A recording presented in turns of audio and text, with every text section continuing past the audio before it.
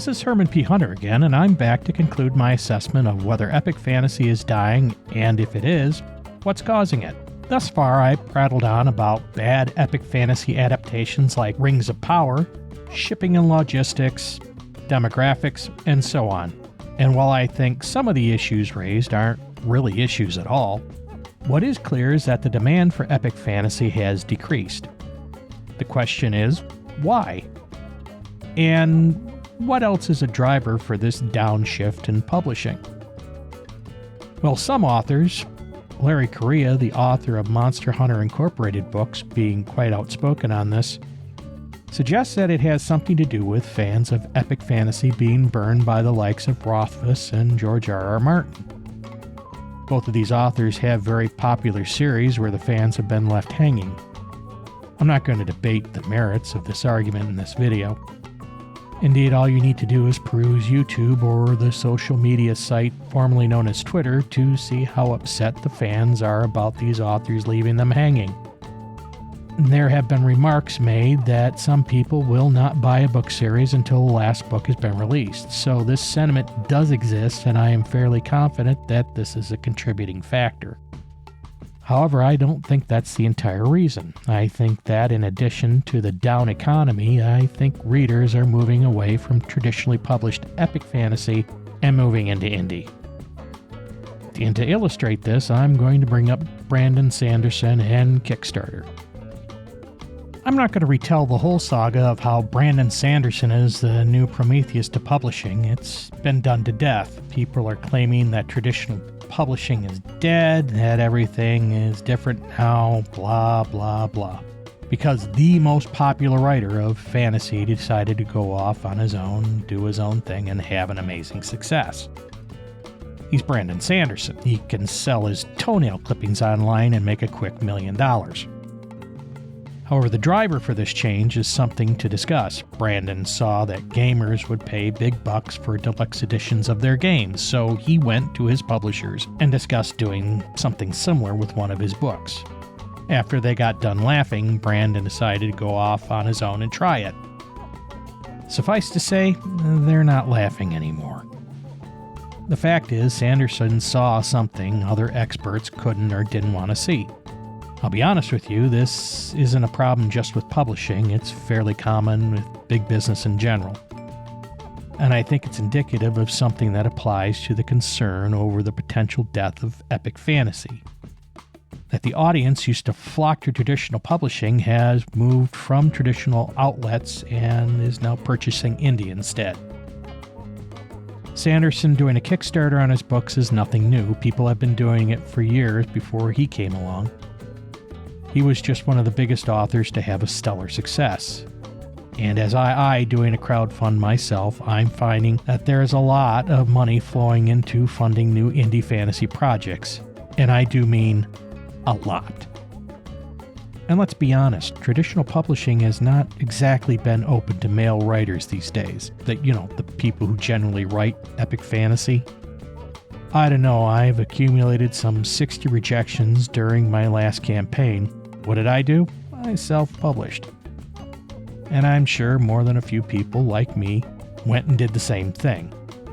And because there are way more people self-publishing books than traditionally publishing, it leads to much more variety in the indie scene.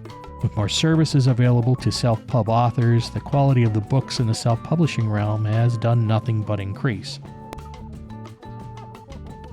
Given that there are so many self-published authors out there, the fairly limited audience that used to flock to traditional publishing would essentially diffuse into the indie scene. So you wouldn't see a huge shift in publishing successes from traditional to self-publishing. The change in people's purchasing habits would be nearly impossible to detect, which is another huge flaw in the way traditional publishing enterprise tracks book sales. When I started publishing, the metrics that tracked sales didn't include things like ebooks and audiobooks. BookScan only tracked physical printed copies sold through specific outlets. Indie authors aren't limited to Amazon or Barnes & Noble. They can sell via Kickstarter, from their own website, directly at live events, and so on. They are also unlikely to share their sales data. God, Consequently, many traditional authors just simply prefer the publisher to handle sales. They're content to just collect advance and royalties. As any self-published author will tell you, buying direct from a print-on-demand source and selling direct can be very profitable if you have a big enough audience. And there's the sale of merchandise and swag, which opens up another revenue stream. So when it comes to reporting, indie and self-publishing data is a huge black hole of lost stats. So where's my proof of this exodus to indie fantasy? Well, that's the thing. I can't prove it. I'm not even sure how I could prove it.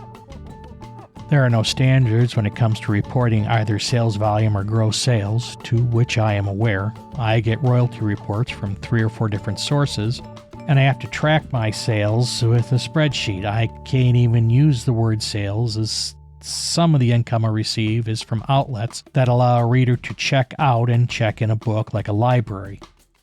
Spotify reports not only the sales of my audio book, but the individual minutes of listening time for those people who purchase their all-inclusive subscription service. Suffice to say, it's a morass of reporting where the only sure thing I can count on is the money hitting the bank when the royalties are paid. So you can see it's real easy for readers to shift their reading habits from traditionally published epic fantasy to the self-pub scene and sort of drop off the radar, which is why I think this is what's actually happening. Business, any business, is not static. Trends change, tastes change. In order for you to be successful in business, you have to be flexible and quick to adapt. And if there is one thing that traditional publishing is not good at, it's adapting to changes. I remember nearly 20 years ago when I did my first round of querying, all queries and manuscript had to be physically mailed to the agents and publishers. That means typing up a letter, sticking it in an envelope, using a stamp, dropping it in the mailbox, and waiting weeks to months for a reply, if a reply ever came. At that same time in my career as a software developer, all of my job hunting was done online. No one, and I do mean no one, took resumes by snail mail. And frankly, I don't think things have changed much in the publishing sector.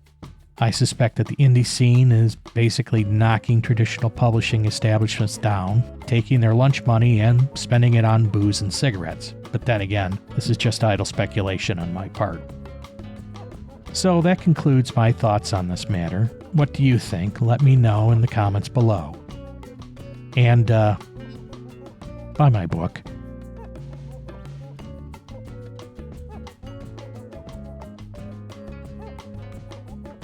Until next time, ta-ta for now.